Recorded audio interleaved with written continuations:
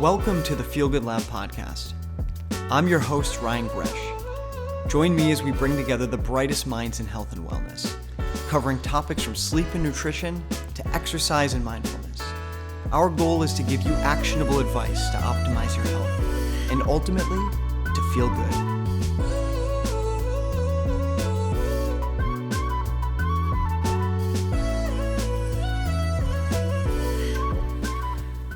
Welcome to another episode of the Feel Good Lab podcast, and in a new home today.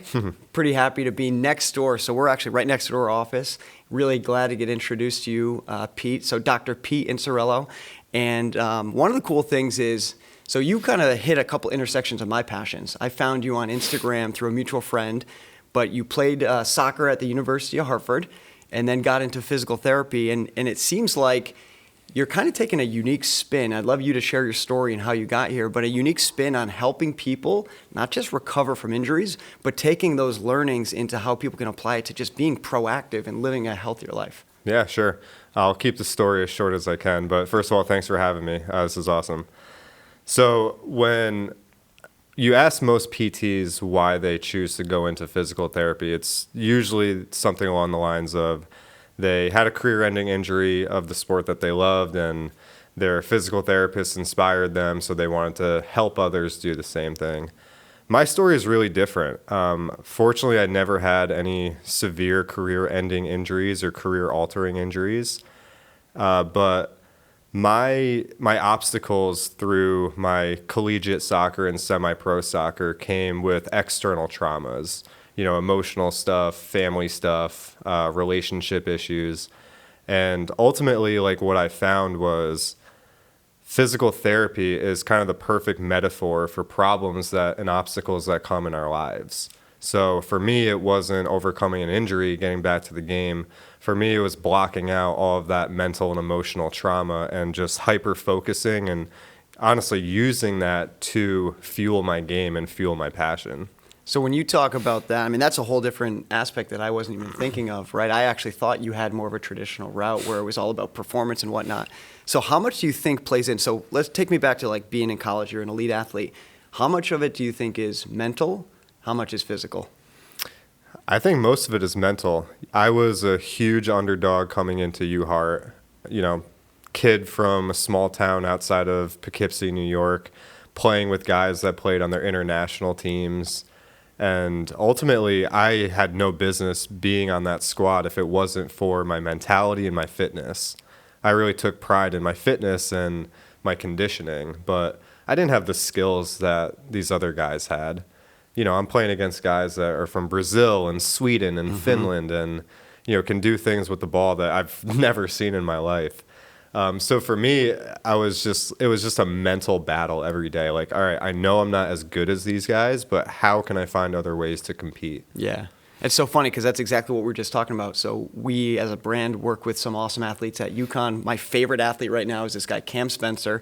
You would never pick him out of a lineup to be the best basketball player, arguably in the country right now, on the number one team in the country. But when you get to know him, he is the most intense, focused person I've ever met. He also happens to be this great guy, which is unique. You see him on the court, you think he's an asshole. He's not. So it's crazy because I've been spending a lot of time thinking about that of he kind of, now I could never play. He's still 6'3", but he's playing against guys that are 6'7", 6'11", and he's dominating. And so he's really taught me that it is that mental piece that really makes him so incredible at what he does. And I know you're a business owner. We're here in You're Awesome. And I'd like to talk about that a little bit. But for me as a business owner, I almost look at it like a sport. In fact, I was taught one time that you should treat your employees more like a sports team than a family. I made this mistake. I always want to treat people like my family. I'm so obsessed and passionate about what we do. The reality is you can't fire your family. They're with you forever. And the analogy was on a sports team. If somebody's not performing, everybody needs to be willing to bench that person. It's really for the greater good of the team, and if we can't do what we want to do. And so I find I'm passionate about sports. I never played at the level you did, but sports and business kind of play together. Have you found that with starting your journey as a business owner? Yeah, for sure. And honestly, I love owning my own business for many reasons, but probably the biggest reason is because I get to compete. I get to compete with other companies. I get to compete for business. Yeah, and for me, it's just fun. Like to be a traditional standard physical therapist, I would get bored. You know, I love being able to wear different hats, being able to do different things, and ultimately, this business isn't going to grow unless I grow as a person. Yeah. And I think understanding that for me was the biggest reason why we've been so successful in less than 2 years. Yeah. What do you think differentiates you? So say I'm going on Google and I'm saying, I want to find a physical therapist. Who's the perfect client for you, and what do they see in you that they might not find at other places? The perfect client is going to be anyone who has a tangible, objective goal that they cannot achieve on their own or with their current team of healthcare professionals that they currently have. We work with patients that have been in and out of PT for years that are dealing with the same recurring thing.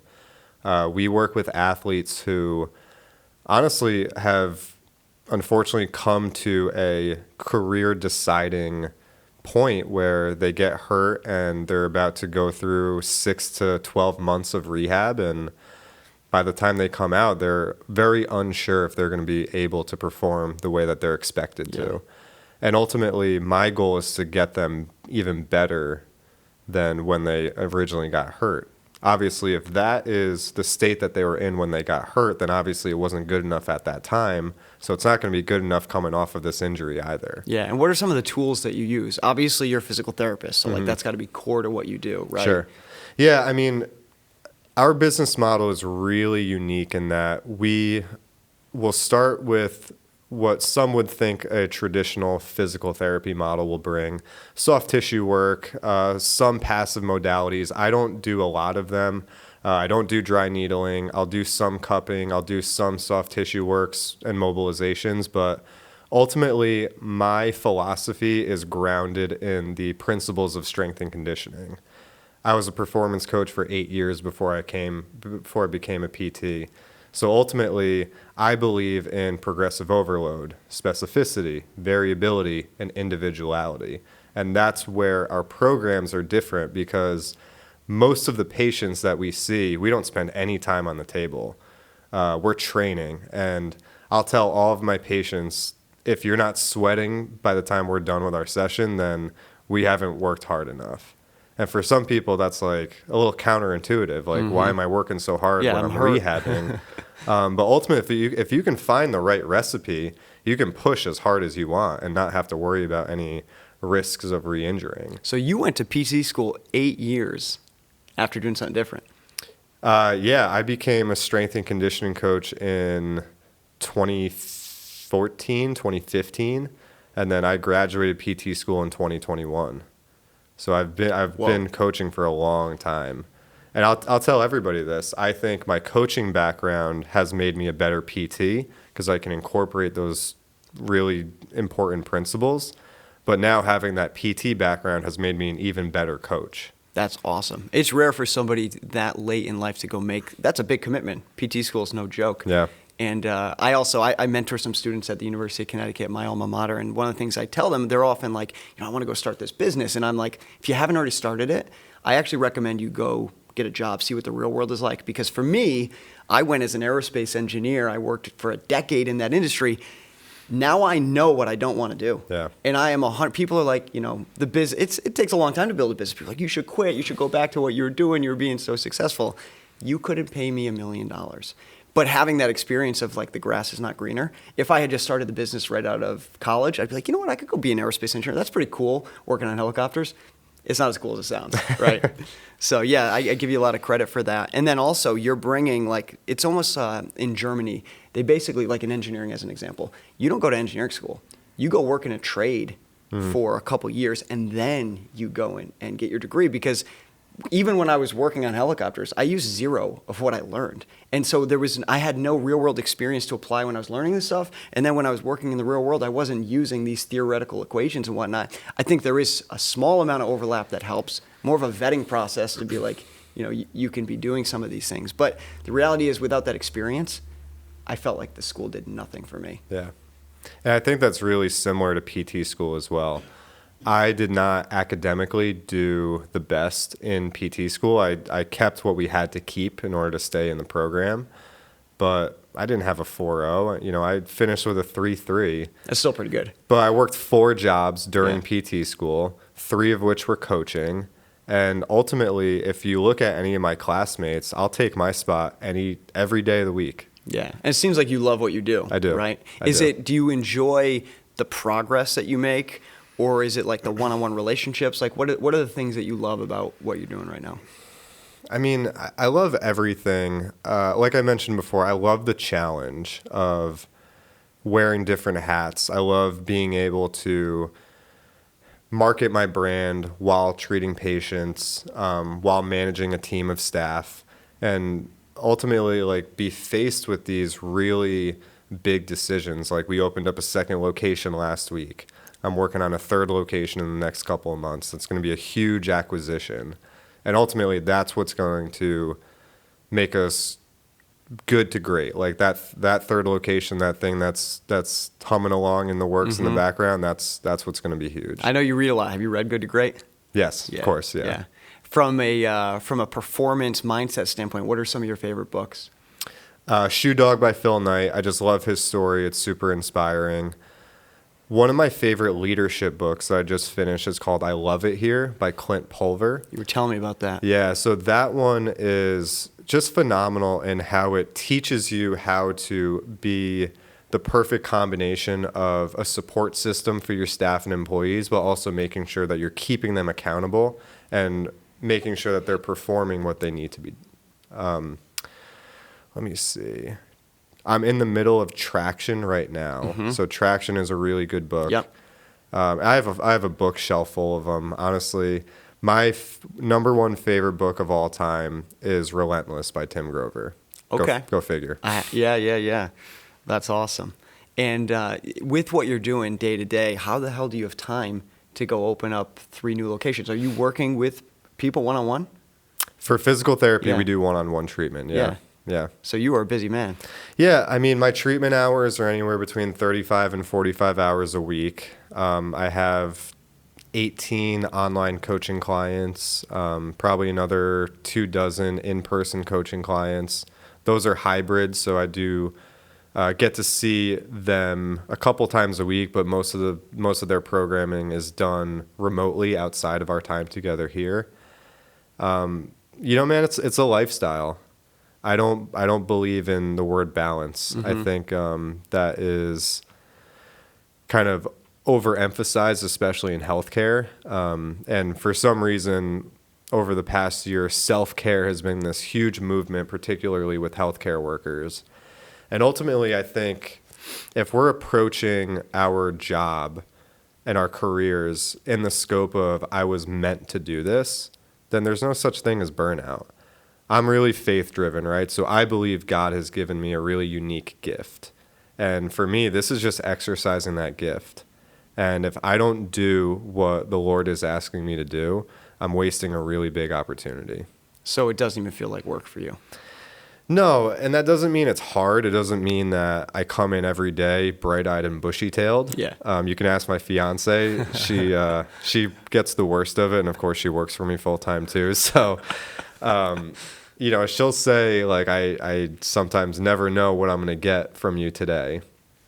And it's hard, man. It's really hard. It has its own challenges, and there's this constant feeling of pressure on your shoulders because everything is on you. Your failures, your successes, it all comes down to you. And without you being the integral point to move different pieces, everything is going to stay stagnant. Yeah. So it's like, if I don't do this, then it's not going to get done. One of my favorite quotes is by Elon. I mean, pretty big Elon fan. He says, starting a business is like eating glass and staring into the abyss. And then what I've realized is I used to think, like, as you grow your business, you get more successful, things get easier. Hell no. As you grow, the problems that you face get bigger. And as the owner, you're responsible for dealing with the biggest problems. So he talks about his day. He goes, most, like, people would, if they actually knew what it was like to be me and to think about what I think about, 99.99 repeating percent of people, pretty much except for him, would be capable of dealing with that, because he's dealing with the hardest, worst decisions that you have to make, because all of the other decisions, the fun decisions, are being made by other people. Right? So he's, and it puts in perspective, I think we've glorified entrepreneurship, and it's amazing. It's one of my favorite things, but it's not easy. It's not easy. And so if you don't have a real passion, you have faith that drives you behind the scenes, if you don't have those other pieces to feel like you're serving your purpose, I know I certainly have found that, especially working with my family. But if you don't have it, you're going to quit. Right. And it's like, the people that lose, in my opinion, when it comes to almost everything, are the ones that give up. It's like, you talk about work-life balance. It's really just about prioritization. We all have 24 hours in a day. And so people that say they don't have enough time, no, they just don't prioritize things. And that's fine. I'm not saying what should and shouldn't be prioritized. That's totally up to you. But we all have the ability to make those choices. And it's that daily commitment that over the course of a week, a month, a year, a decade, it compounds. That's where the results come. And as human beings, we go through seasons, right? We're in a season right now here at Relentless of growing our staff, investing in their education, and investing in them as coaches with both hard skills and soft skills. So that's where I am as a leader right now. But in a couple of months, my season is going to be back to semi-pro soccer, because we're going to start back up in April. So things shift. I mean, prioritization is a great way to put it. I think the most dangerous thing that you can do as an entrepreneur is lose clarity on what exactly your goals are. In the beginning, when I first started this, my goals were very numbers driven. I wanted this much money per month, this many new clients per month, this many treatment sessions per month. And ultimately, we really skyrocketed when I totally got rid of those goals and I focused more on the integrity and the quality of our product and our service. And that's where the big shift came. That reminds me, I have a great mentor. And so it's funny, I've gone through 3 stages of this. I wonder if you can relate. First, it was very financially focused. Being an entrepreneur, you're going to get rich, all these things. That wasn't the only thing driving me, but certainly thought about it a lot. Then when things got really hard, I realized I'm doing this because we're helping people. I literally get phone calls at least once a week, sometimes every day, of people that say we've changed their life. And I'm not saying our product is the greatest thing ever, but I do know that listening to people, the way we present ourselves, we've done an amazing job to impact thousands of people's lives. So I went, you know what? It's about helping people. And my mentor said, and this guy is one of the greatest human beings that I've ever met. He runs a $1 billion business, but he also is like a community builder, and he just gives back so much. So it's not like he's this capitalist savage. But he said, Rye, how many more people can you help if you make a lot of money doing it? And so it shifted my perspective back to this balance now. Mm-hmm. It wasn't just about the money. It's not just about helping people. Owning a business means that you make a profit. Right. If you don't, you have a charity. Yeah. I can't afford to run a charity. So now my goals went from making money to helping people to making money and helping people. Yeah. And it was just a big shift for me, and hopefully it pays off this year. And ultimately, if you have employees, they depend on you. So if you're not profitable, then you're going to do them a disservice by telling them, hey, unfortunately, we have to let you go for a little bit because we can't pay you. Yeah, absolutely. One of the things so our business was founded by my dad, really. He's a pharmacist, but he's kind of like the anti-pharmacist. So my grandpa was a pharmacist, all my aunts and uncles, my brother Mike. And I grew up, my dad owned a conventional pharmacy pretty close to here in Newington, Connecticut. He saw this wave of this epidemic, the opioid epidemic, other different prescription drugs, and the margins of being a pharmacist. First of all, it went from helping people to literally filling prescriptions, and the margins with CVS and Walgreens coming on every corner basically made it so he couldn't even afford to hire a pharmacist. So my whole childhood, I never saw him. He never came to a basketball game, except for the most part. I mean, I'm exaggerating a little bit, but 7 days a week, he's there 8 a.m. till midnight because he's got to close the store, do the books. He was the only pharmacist. So I'd go to work with him quite a bit, and I really got to see. And he was burnt out. He hated it. He wasn't even helping people. Then, not to mention, the people that are coming in getting pills and prescriptions are getting sicker. We're literally seeing, especially with opioids in the 90s. So I went as far away from the family business as I could. I went into aerospace engineering. But my brother Mike, who's just 6 years younger than I, he saw a different version of my dad. 99, my dad sold the pharmacy to CVS, and he opened the nation's first combined functional medicine practice with compounding pharmacy. These two things were like, back then people were like, what is it?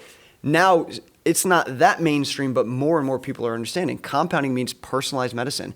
There's not like a pill that he'll give you. He'll compound it to be the right dose, the right delivery method. Maybe it's topical, oral, sublingual, etc., with the right other ingredients that can help a synergistic effect. And then functional medicine is the idea of understanding the root cause. Right. I'm sure that's a lot of what you do. So the reason I'm saying all of this is our entire business was born out of what my dad does now. And the passion behind it's not one thing. It's not take a pill for your problem. It's not one type of PT for your problem. It's everything. Yeah. It's your diet, your exercise, your mental health, your sleep. And if we don't address all of the pieces of the puzzle, we're not going to really make the progress. So when you look at what you do, right, you have people in here, you're training. What do you give them to go home with to improve the other areas of their life? So all of our services are hybrid. So what that means is that they have their in-person flavor when they work with me or their coach, and then they have a remote program to do on their own. So we write everything specific for that individual. For those, we have different thresholds of service, of course. So those that are in those higher thresholds of service, they get nutrition coaching. We give them like a TDEE target. We give them a sleep target. We talk about supplements. We even sometimes talk about them going to see a therapist. Sure. Because I don't really work with them, but we do have a decent percentage of Gen Pop clients who are here to get stronger and lose weight and essentially promote a higher quality lifestyle for their kids and eventually their grandkids.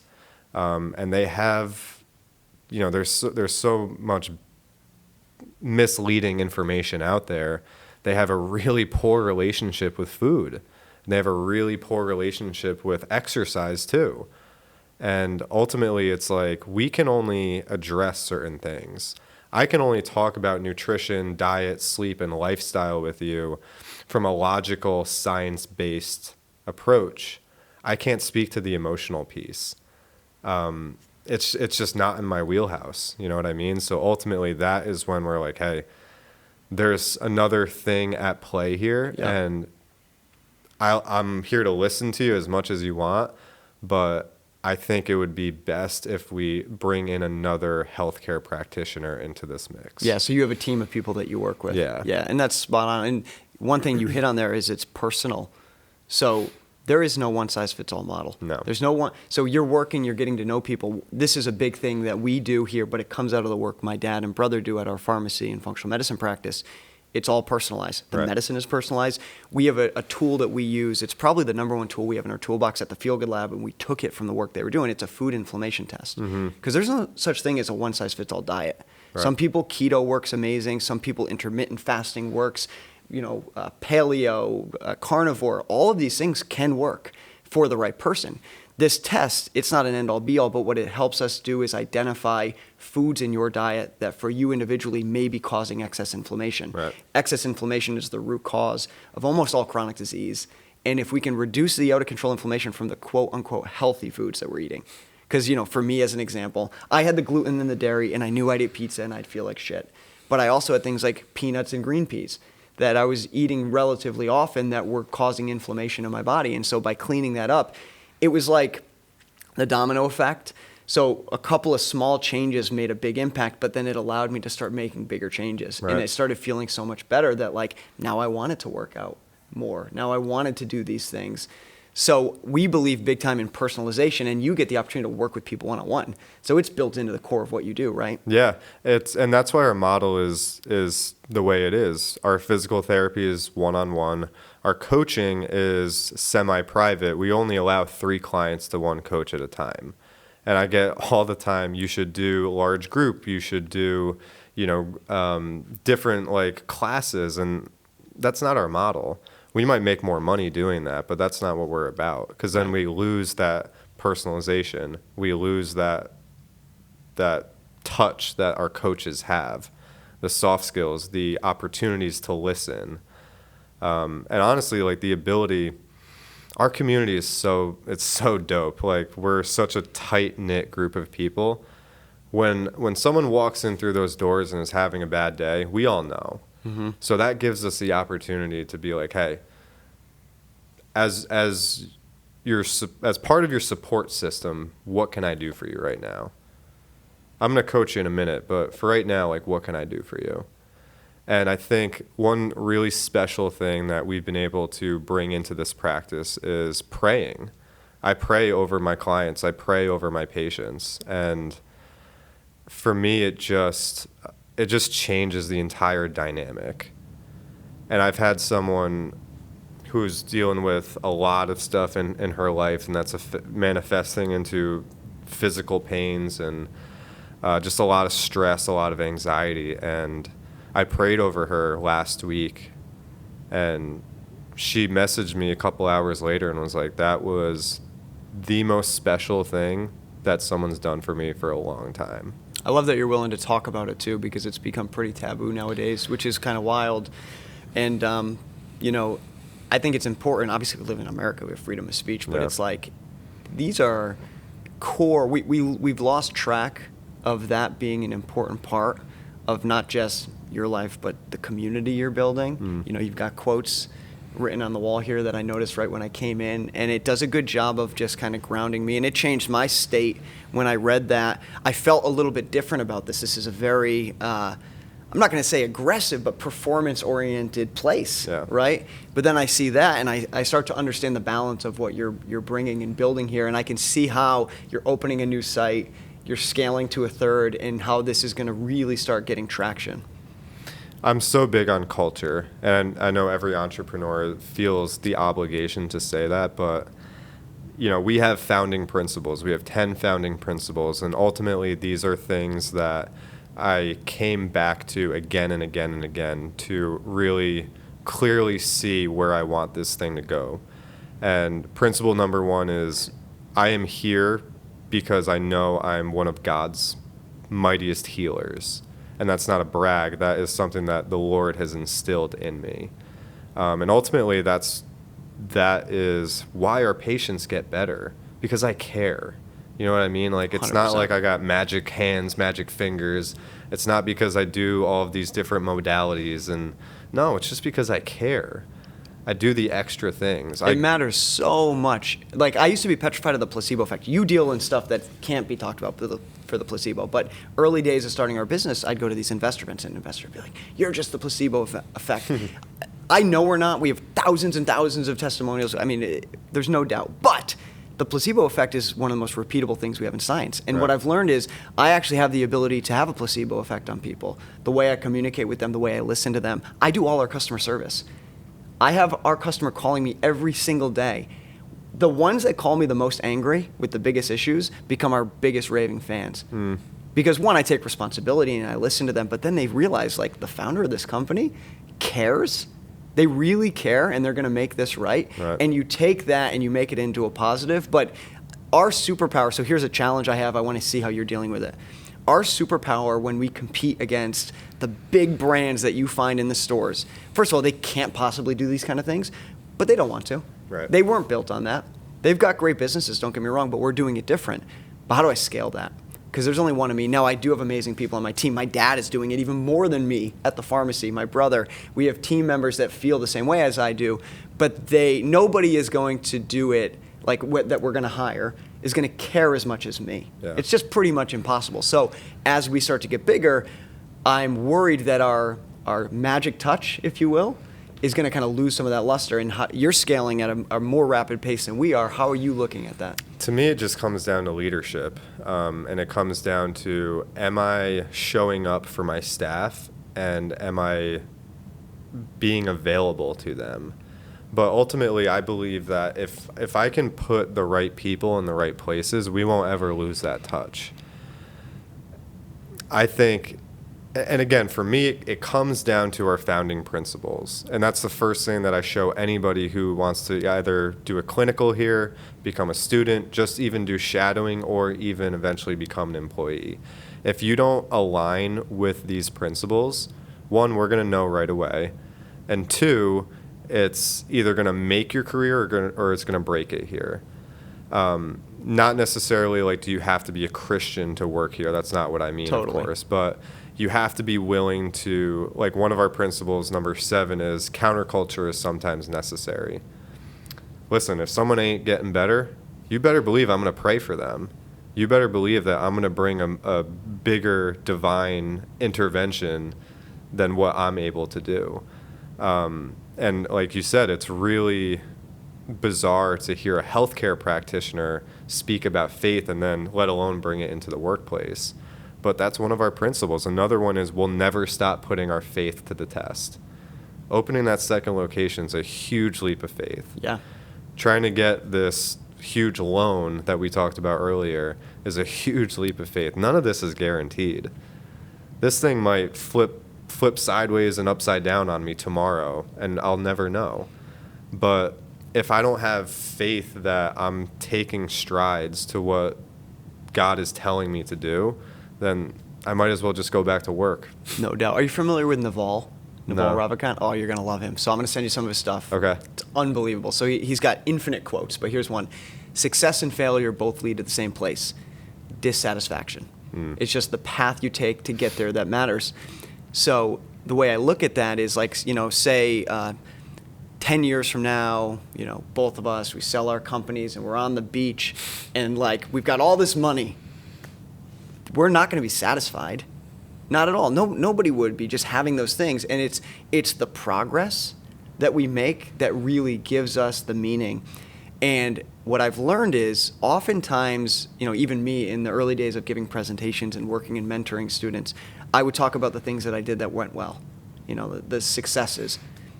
First of all, most successes have a there's things out of your control that you don't even realize happened, perfect timing and all these different things that you kind of take a little bit of credit for just because you don't know. The reality is now I've shifted it to 99% of my talks is about failures because I know some of the mistakes I've made and I know what I would do differently in the future. And most of them I've kind of fixed and have done differently to get different results. Right. Whereas the successes don't have that. So my point is it's that leap of faith, the chance of failure. You might fail. Fine. Is that going to stop you from trying again? No, you're just going to learn what you needed to learn and apply it to the next time. Yep. Failing fast. Exactly. And Yep. it's hard to do. It is. I mean, we're going to be a 6-year overnight success at the Feel Good Lab. And it's because I'm scared of that. I care about how we look and show up. I care about what people think. I care less than I ever have in my life right now. Because the reality is trying something, even if it's not perfect, like good enough is better than perfect. For sure. All day long. Because you got to learn and adapt and pivot and change and move. And that's why like the great entrepreneurs are the ones that are doing that. People that are sitting on the sideline thinking of ideas are not. It's about the execution and the learning. Yeah. Yeah. Again, one of our principles is everything that we do is done with intention and consistency. Yep. Whether it's right or wrong, we're going to keep doing it. Yeah, consistency is a great one, right? Like this Right. podcast, we're in season 2, this is episode 3, and it's hard to stay consistent. You get this momentum at the beginning, and the reality is nothing great comes without consistency. Training, building a business, working on your health. It's not about eating a perfect diet tonight. It's about eating a better diet than yesterday for the next 365 days. Right. Right? That's where the progress comes. So this has been awesome. Learned a ton. I look forward to partnering together, coming in myself. I'm dealing with some stuff and having you help me out. I like to end our podcast with one question. So, and you've kind of hinted at it, but I'd love a little bit more detail. Sure. 1 year from now, 365 days, me and you are sitting down, we're having lunch, and you're like, dude, I had the most incredible year that I could have ever imagined. Better than I could have ever imagined. What have you done in the next year? This year is the breakout year. So last year I coined 2023 as the sacrificial year, the year that I was going to sacrifice as much as I possibly could to get this thing off the ground. We're off the ground. We're strong right now. This is the breakout year. So 365 days from now, 3 locations, over 500 active clients and patients, and a staff that's unparalleled to anything else that you could possibly imagine. Love it. Well, I'm rooting for you. Where can people find you? So they can find me mostly on Instagram. Our Instagram is relentless.performance_PT. My Instagram is Dr. P_Inserillo, or our website, www.relentlesspt.com. Love it. All right, Pete. Thanks, homie. Appreciate you. Thank you. Appreciate you.